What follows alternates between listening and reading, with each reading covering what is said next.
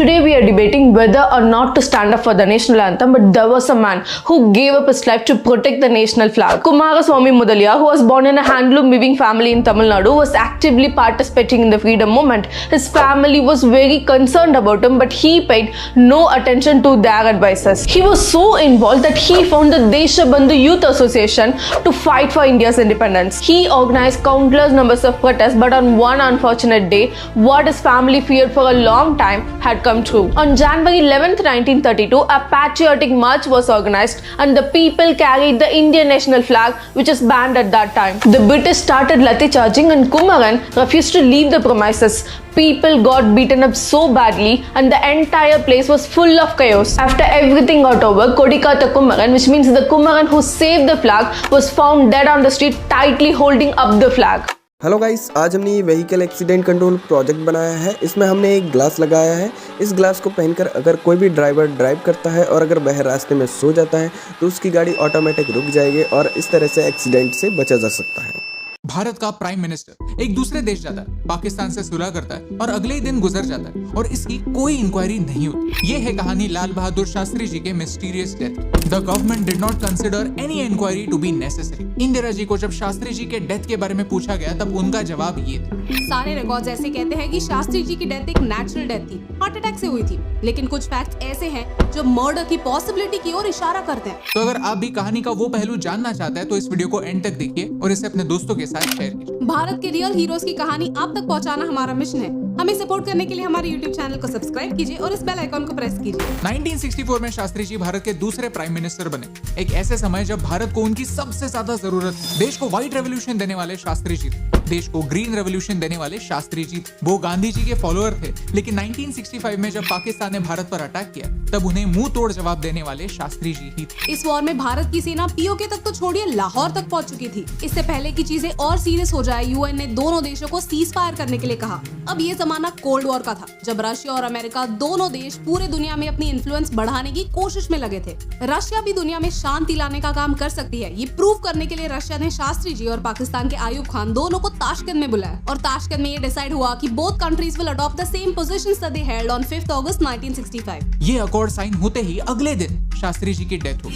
Reason बताया गया heart attack.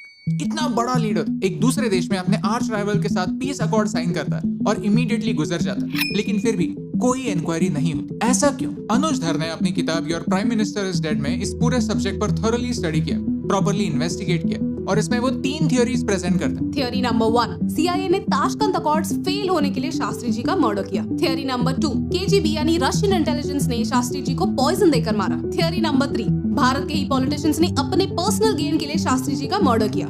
I'd highly recommend you to read that book to understand these 3 theories better. Let's focus on the mystery and uncover the truth. Mystery number 1, कहते हैं शास्त्री जी को जब थोड़ा सा discomfort शुरू हुआ तो वो अपना स्वीट छोड़कर अपने साथियों के कमरे तक पहुंचे। लेकिन हैरानी की बात यह है कि उनके स्वीट में ही 3 फोन थे, जिसमें से एक फोन उठाने पर सीधा सिक्योरिटी को बजर बजता। लेकिन शास्त्री जी ने ये फोन्स कभी यूज ही नहीं किए, उठाए ही नहीं।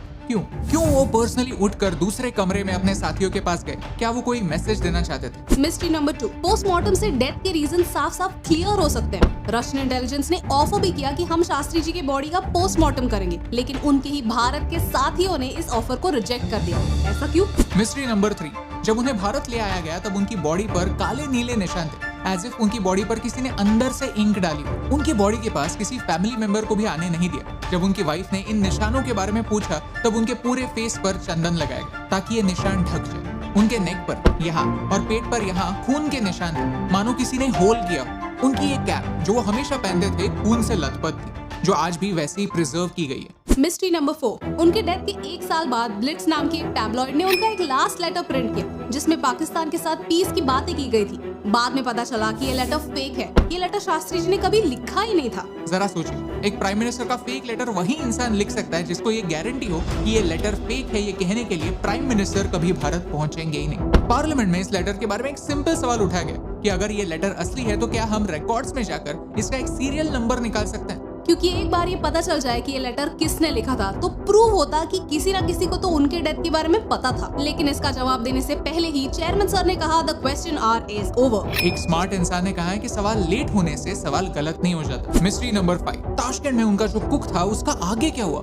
किसी को नहीं पता। तो जिस कुक ने उनका लास्ट मील बनाया उसे भारत में किसी ने भी कोई सवाल नहीं पूछा, लेकिन हाँ, रशियन इंटेलिजेंस ने उसे अरेस्ट जरूर किया था और ये बात भारत में छुपाई गई। जो इंडियन आई विटनेसेस ताशकेंट में मौजूद थे उनसे भी कभी कोई सवाल नहीं पूछे गए। उनमें से एक डॉक्टर भी थे, डॉक्टर चो, जिनकी मौत एक कार एक्सीडेंट में हुई और उनकी पूरी फैमिली भी इस कार एक्सीडेंट में मारी गई। हाँ, हो सकता है कि एक्सीडेंट हो या ऐसे भी हो सकता है कि कोई चाहता था कि कुछ राज गिरे। Mystery number 6। अनुज धर ने 2009 में राइट टू इन्फॉर्मेशन के अंडर शास्त्री जी के डेथ की ऑफिशियल रिपोर्ट्स मांगी, लेकिन गवर्नमेंट ने कहा कि इंटरनेशनल रिलेशंस मेंटेन करने के लिए ये रिपोर्ट्स को कॉन्फिडेंशियल रखना जरूरी है। ऐसा क्या है इन रिपोर्ट्स में? ऑन द अदर हैंड, पिछले कुछ सालों में केजीबी और सीआईए दोनों ने इस मामले के बारे में कुछ क्लासिफाइड डॉक्यूमेंट्स अपनी साइड से रिलीज किए। तो इस सारे डेटा के साथ इस केस में काफी ज्यादा मदद हो सकती है, लेकिन हमारे खुद के देश ने ही हमारे प्राइम मिनिस्टर की डेथ कैसे हुई ये समझना जरूरी नहीं समझा।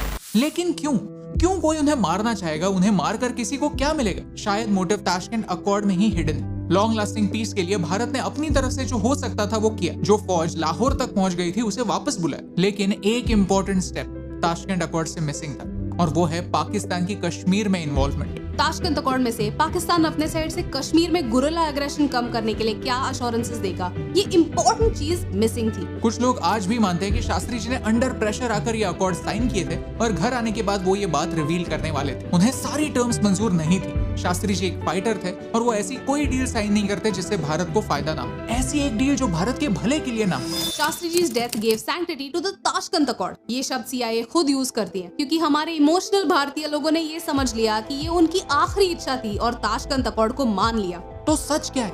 आज भी ये किसी फाइल में दबा हुआ है। सरकारें आई गई, लेकिन किसी भी सरकार ने उनकी इन फाइल्स को डीक्लासिफाई नहीं की। आज शास्त्री जयंती और गांधी जयंती दोनों है। क्या हम उनके लिए उनके बर्थडे पर उन्हें ये गिफ्ट दे सकते हैं? उनके एक प्रिंसिपल को फॉलो कर सकते हैं?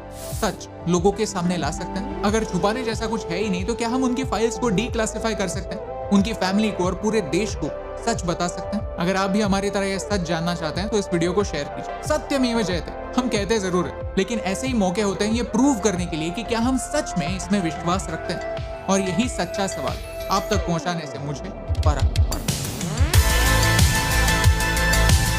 हे एस्टीम, हम हमेशा सोचते थे कि मीडिया भारत के बारे में इतनी नेगेटिव क्यों, तो हमने एक पॉजिटिव सोल्यूशन बेस्ड अप्रोच अपनाया। अगर आपको ये वीडियो अच्छा लगा तो लाइक बटन प्रेस कीजिए। अगर आप यहाँ पर नए हैं तो यहाँ पर क्लिक करके सब्सक्राइब कीजिए और नए वीडियोस के अपडेट्स मिलने के लिए बेल आइकन को प्रेस कीजिए। और ऐसे ही और पॉजिटिव वीडियोस देखने के लिए यहाँ पर क्लिक कीजिए, क्योंकि आपके सपोर्ट से मुझे फर्क पड़ता है।